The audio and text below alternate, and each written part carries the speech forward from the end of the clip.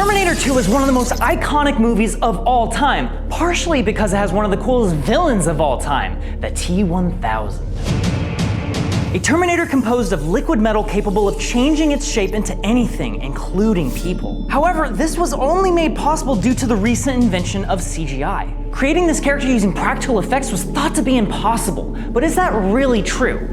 This is a scale model of my head made out of gallium, a metal that melts at around room temperature.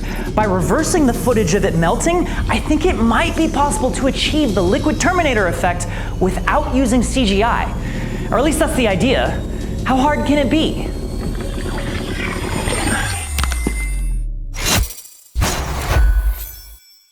I've always been fascinated by special effects because filmmaking is literally creative problem solving. It's a hack. Artists have to figure out how to create something that doesn't exist, but make you believe that it does nonetheless. In this case, the problem was making a character out of liquid metal. The solution was, of course, CGI, resulting in a watershed moment in the industry. The effects of T2 were a big deal, and we've of course talked about how big of a deal on this channel before. This is hard to do. In fact, if T2 had been made just a couple years earlier, the artists would have been forced to try and make the T-1000 using just practical effects. But what would that have looked like though, you know? Maybe something a little like this. No, that's not CGI, that is actually mercury, a liquid metal used in old thermometers, but it's incredibly toxic. The artists in charge of getting these shots used a respirator and full protective gear and somehow still ended up in the hospital from mercury poisoning. This is nasty stuff, so probably not on the books for us using that here. Gallium, on the other hand, isn't toxic at all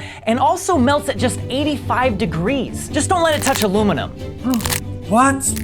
Gallium is mostly used in electronics and LEDs and was even used in the movie for a shot of the frozen shards melting. However, no one knows what a full gallium T-1000 would look like because as far as I'm aware, no one has ever attempted it before. Until now. I'm gonna try to do this. So here's the plan. I'm going to make a photo scan of my head that I will then 3D print at quarter scale so I can create a silicone mold from it, allowing me to cast gallium into that shape. And by recording it melting and reversing the footage, I should be able to replicate the effects of the T-1000 forming up into a person. And we're gonna do it all without using CGI. But digital compositing is totally on the table and okay. But here's the catch, gallium is a little expensive, and by little expensive I mean very expensive, which is gonna be outside the budget for this video. So I need a way to get gallium for free. Out of everyone I hit up, Stanford Advanced Materials are the only ones who responded with any amount of interest. They're not sponsoring this video, but dang are they making it possible. Now this is all the gallium we have, all of it. And at the end of this project, I have to send it back, which means I have to be extremely careful. No little strands get lost. So it turns out melting gallium is a surprisingly tricky process. Just because it melts below the temperature of your hand doesn't mean it will actually melt in your hand. It's a thermodynamics thing. As a metal, it conducts heat really well, which spreads the heat across the whole lump of metal pretty evenly, so to melt it, you either need a lot of time or a lot of heat. If you want to melt your gallium quickly, you can use hot water outside of the bottle. You can put hot water inside the bottle. It doesn't mix with the gallium. You can also just set your oven to the lowest temperature and then bake it. Can you just microwave it? You want me to microwave the gallium? I don't recommend microwaving it. Whoa. Whoa, dude. T-1000. Whoa, dude. That's so cool. I feel like you guys should be like wearing gloves or something. It's not toxic! It's not toxic! It's fine! Are you gonna make some ice cubes? I'm gonna make some ice cubes. Oh, I have enough for several. These should pop right. Oh, wow. Oh, that's cool. It actually looks like a poured metal mold. I am quite impressed. Look at how smooth this guy is. Have you put any of them in your mouth yet? I put one in my mouth. I suspect the videos that you'll be making will be progressively simpler from here on out. I'm covered in toxic material. Yeah, quick, put it in your mouth like this. Okay, so I've set up the heat gun on a C-stand here, and I'm gonna basically record a time lapse of these guys melting. Yeah, okay, they're starting to bubble a little bit. That one just moved. It like settled, it rocked, while simultaneously starting to look more like crumpled up aluminum foil. This will be surface tension in action. Oh, that was cool. It's making a little gallium butt cheek. That's almost fully melted. First thing I learned, that was dope. That looked really cool. Oh, whoa, that that's sick. I don't even know what I'm looking at. Oh, it's reversed. Okay, I was like, what the heck? All right, let's melt some more stuff. Different volumes, different shapes. I found this turtle mold online. Jordan named it Charlie. I killed Charlie. And then made a skull. Ooh, look at that skull. I needed more heat, so I decided to buy 2 extra heat guns here. 2 heat guns from either side hitting the front of it, and then 1 heat gun from the back pointed downwards. But we have to consider how much power these things are gonna draw. Now we wait. There's a bit of an oxide layer on the outside of the skull, and all of the gallium is actually melting underneath that. I think that's actually kind of cool because it gives it like this crumpled up, wrinkled texture. I really hope it doesn't fall over backwards. Yeah, dude, how is that not gonna fall over? You see that? That's a ruined shot. The T1000 is a smooth operator. He just smoothly transforms, and to replicate that effect, the melt needs to be smooth as well. If the piece falls over, it produces a jerky motion that kills the effect when it's sped up. So we're gonna have to figure out a way to keep it from falling over while still getting that sort of like meltiness of the figure. Wren, could you put like an armature inside of it? I'm gonna make a gallium popsicle using a fork. I'm gonna stick this in, solidify it, and it'll melt around this. It worked, but if you've ever eaten a popsicle, you know that at a certain point, it's gonna just fall off of the stick. But this time I'm trying something a little different for the heat. Instead of using heat guns, I got a blowtorch. The blowtorch was cool, but it worked almost like too well. Like you can literally see when I moved the blowtorch in the time lapse. But when we tried just placing the blowtorches on C-stands, then it just didn't finish melting. But that's okay, we learned something from this. The blowtorches aren't gonna work, and even though the heat guns will melt it slower, it's way more consistent, so I just gotta be patient. Yeah, that didn't jitter at all, and I'm surprised how long it stayed on the fork. Okay, so I think the fork is actually gonna work really well. So the next thing I wanna try is actually melting a version of me. So I need to 3D print a version of me using today's sponsor, Bamboo Lab. What do you got there, Wren? I've got a Bamboo Lab A1 Mini, but they've also got the A1, they've got the P1 and the P1S, and at the top, they've got the X1 Carbon, which you've probably seen on this channel. I've used it a bunch before. What makes these printers really good is that they've done 3 things very well. They're extremely fast, and they're really good, and more than anything, they're incredibly convenient to use.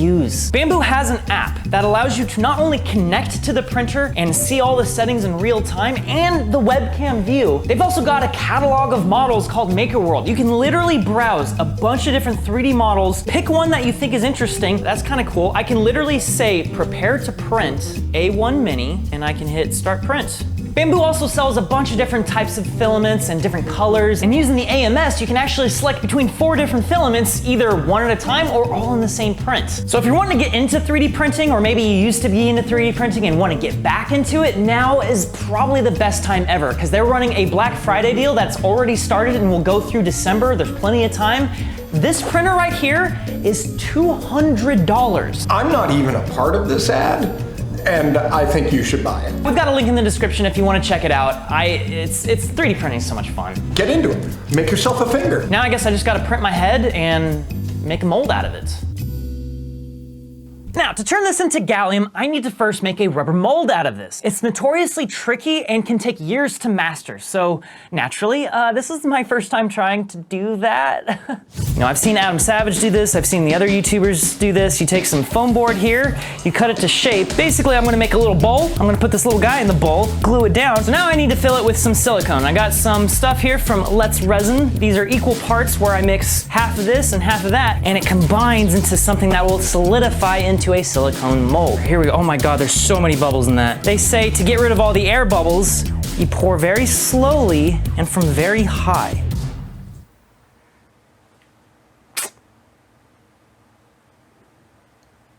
This is gonna take a while. I'm excited though, I'm actually doing it, dude. I wish I could look at you, but I can't. I've been fascinated with like silicone mold making for the last like couple years or so. I just like the concept of being able to capture stuff. That's why I've been, you know, really interested in 3D scanning. There's so much more history behind this technique though. It's like, this has been in movie making for decades, if not a century. We might just barely have enough. God dang it. I gotta mix more. Okay. Okay. Okay. Okay. As with everything I typically do, it was a little bit harder than I expected it to be. But I think we did it. I think think this is gonna work. I'm excited. Whoa.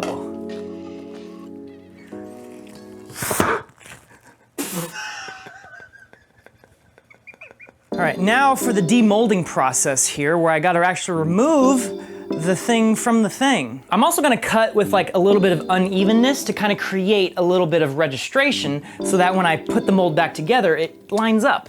Open this up, flex it outwards, and there you have it. It's time to turn my head into gallium.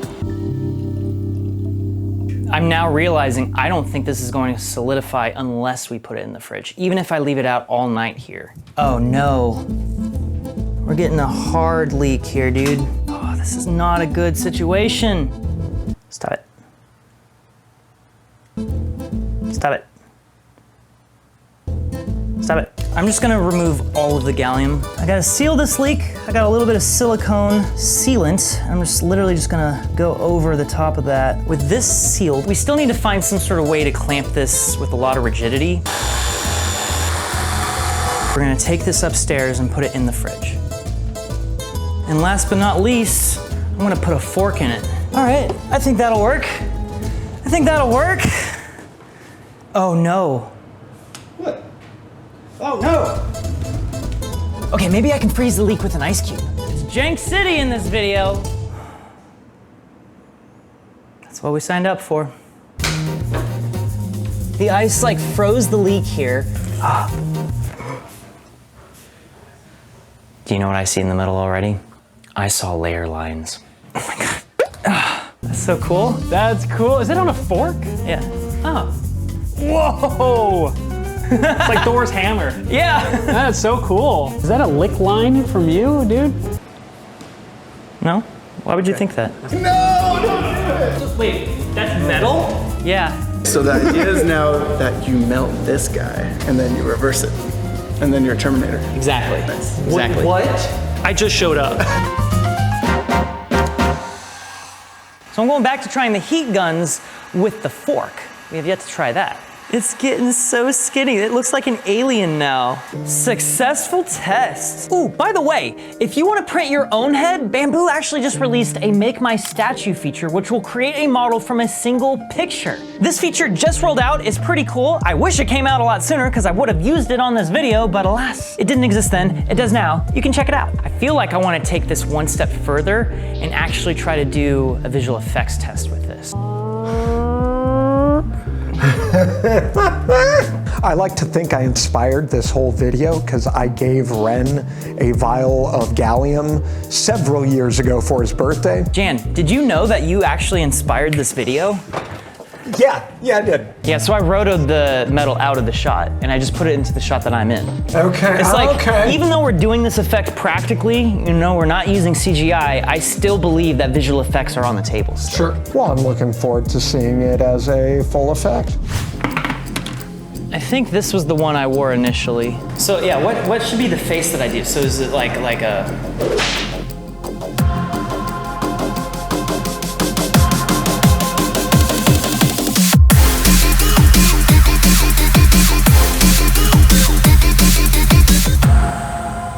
That was surprisingly hard. That was the longest I've stood for a scan before. I could feel sweat dripping down my spine. Ooh. Thanks, Austin.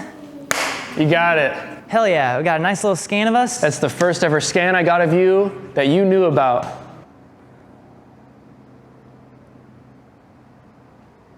So I got a scan, but that wasn't enough. I actually went through and I sculpted more crevices, more creases, and more detail into the scan itself so that we have all that nice crispy detail in the 3D print. Look at how much more extra detail there is in this. Just look at the difference between these. This guy's here to have fun, but this one's here to kill John Connor. Now keys. It's still a little rough, so I'm gonna hit it with some primer and sand it down so that it is as smooth as possible. So this is now really smooth. This is a huge improvement over what we've been using previously. But that's not the only thing I've improved. I actually designed a custom silicone casing just for this. First, I glue this down to the base. Now I'm gonna hit it with some mold release so I can actually remove it from the mold. And of course, hit the inside of the mold as well. I'm gonna glue down the walls of the housing, and then to prevent leakage, we're gonna clamp the sides down. Now it's time to mix our silicone. I got more this time so I don't run out. Now I'm gonna mix it with something that's a little bit better than a popsicle stick. Now, of course, all that mixing put a lot of gas into this, so I'm gonna actually extract that gas with a vacuum chamber. Now it's bubbling. That is some airless silicone right there. We just made rubber. Yeah, I mean, the second attempt at making a mold has gone way smoother than the first. Hopefully it doesn't leak through the sides that I didn't think about sealing up. Oh no, dang it, that's why I was supposed to put in the hot glue on the sides. There's still time, there's still time. So I'm gonna hope this is enough. I'm gonna keep pouring. Okay, it's still leaking. Dude, it's leaking around the hot glue. What the heck? Oh my God. Well, there just went all the glue. I think we may have spoken too soon when we said this was going smoother. I don't want to give up on this. See, this is already starting to work. I just had to keep putting hot glue on top. Now to mix this up again. Oh, gotta degas this now. All right, ready? Here goes the rest of it. It's hardcore leaking now. No. I need something better than freaking hot glue. I need something real heavy. Do you know what weighs a lot? Water.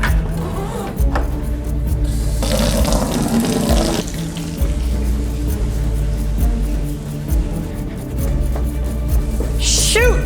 Started spilling everywhere. Meanwhile, it's just leaking downstairs.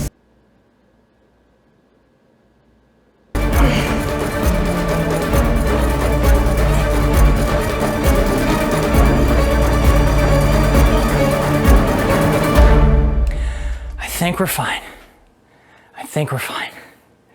This is officially one of the most absurd things. Imagine if you're doing a visual effects shot and there's no undo button, and if you make a bad enough mistake, you literally have to start over the entire project from scratch. That's what like practical stuff is, which is why experience is so valuable.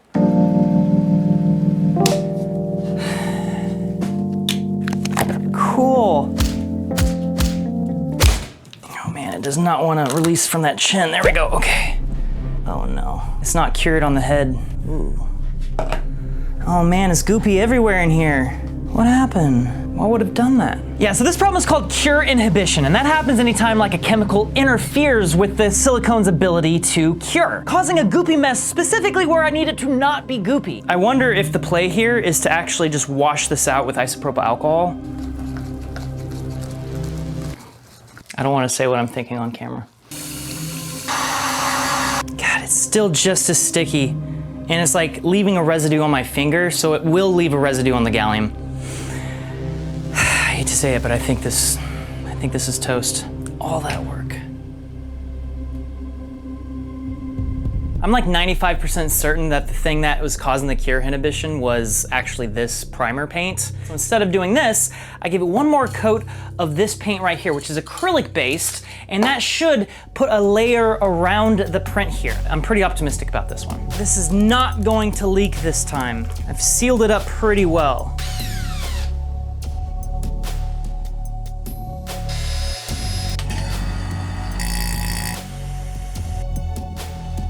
All right, I am seeing no leaks. I think this might be working. It's working! It's working!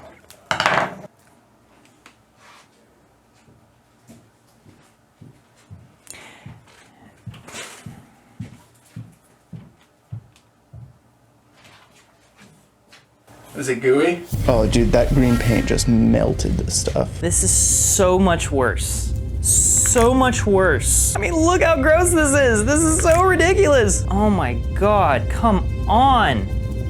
How is it worse than the last one? I was pretty sure it was the spray paint beforehand, but now I'm double, triple sure that it's the spray paint now. Even though I don't know why, because I thought the second spray paint would fix it, not make it worse. But I think the easy solution here is to just not use any spray paint at all. What does the T-1000 do when he's shattered into a million pieces? He pulls himself back together piece by piece and perseveres and continues. God dang, that was the inspiration I needed, Daniel. All right, let's do this. Since I can't smooth it out with paint, I'm going to just print this thing at a much higher resolution. And to do that, all I gotta do is swap out the nozzle with a much smaller 0.2 millimeter wide nozzle, which will allow for a layer height of 0.04 millimeters. This should create enough detail in my print that I don't need to do any post-processing and smoothing. Let's try this again. If I had a lot more experience, I would have already understood these problems going into this project and just jumped over those hurdles before they even became hurdles. I'm accruing that experience right now. I'm slowly digging into that hillside that says rookie, and I'm whittling that down. But that's how you learn any skill, tackling it, learning it through pure experience. We have failure number 1, we have failure number 2. I really hope that this is not failure 3. So let's crack it open and find out. I think it's solid. I think it worked. Oh my God, yeah. Oh my God, dude, these little flippy floppies. Flippy floppies! This is ready for casting right now. What a day. I made a gallium head. Okay. Wow, dude. That's the Terminator right there. It's time to melt. This is still a test at the end of the day, but it only really works if we treat it like the real thing. It's going. It's kind of getting a little bit of that tiny head, big body look.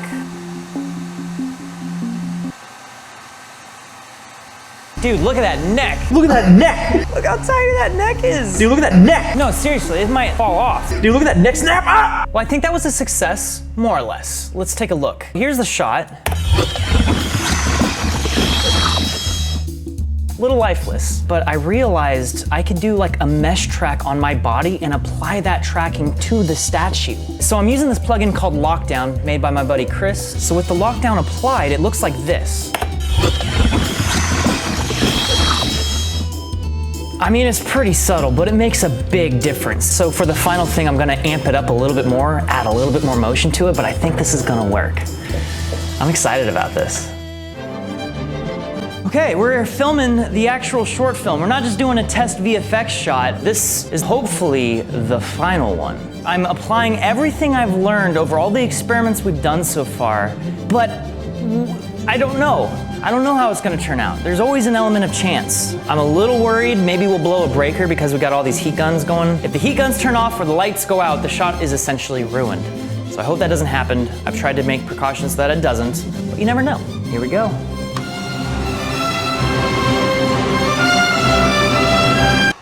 That sucks.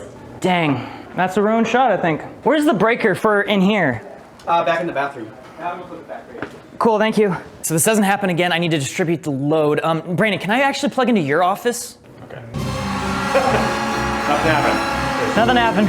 We're good. Just a little crossfade is all this needed. Like 5 frames. Just a 5-frame crossfade, no big deal. Another perfectly executed take. Yep, perfectly.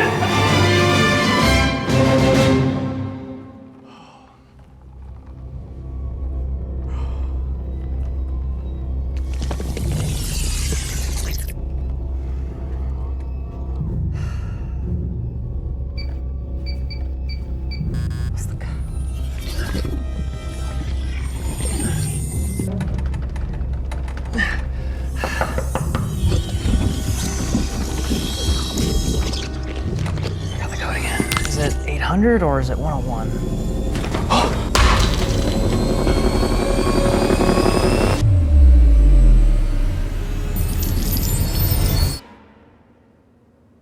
You forgot your digital key again, didn't you? Here, try mine. I'm just playing. Yeah, let's go. You scared me, man. You owe me another coffee, by the way. Yeah, but I will also need that key back. It's me.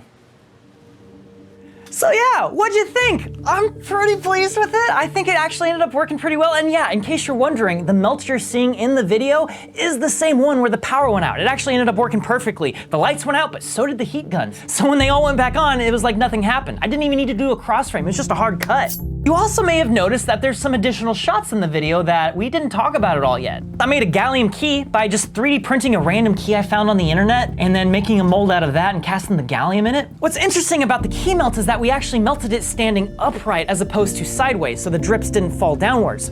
But to get that to work in the shot, we're gonna spin all of the lights 90 degrees as well. The bucket shot ended up being one of the jankiest, hard to get to work shots in the whole thing, but I think it still works. I made a bucket mold, but it kept falling over on the frying pan pan that I was trying to cook it on, so I had to put a stick in the top of it to keep it from falling over. And you can actually kind of see the stick in the shot, but don't worry about that. Even the shot of the gallium pool sliding up in behind me was done by putting the shot on a TV to get the actual reflections down on top of the liquid gallium there at the correct scale. And that whole floor is just the table, it's not the real floor. Also, adding more motion to it, I think, was everything. It breathed so much more life into the shot, where previously it was just like the static statue, and now it actually feels like the Terminator. And I'm very happy about it. This is literally a shot I've been specifically thinking about for over 2 years. And I finally did it. So I'm just more than anything really pleased about this. And if anything, it's given me a bigger appreciation for not just the special effects artists of the day, but the visual effects artists of the day. It's all filmmaking, which is all just problem solving. It's all just a hack, and I love it. What a fun video. All right, it is time to send the gallium back, but I gotta weigh how much we have. I am absolutely going to miss the gallium, man. This is like the coolest thing I've ever played with. I would say I've done an excellent job of not wasting the gallium that we actually have.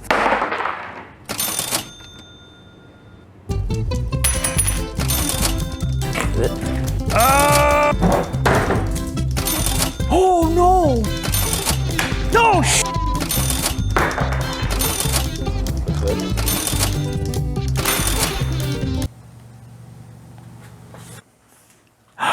The quarter from the beginning of the video. I gotta eat it.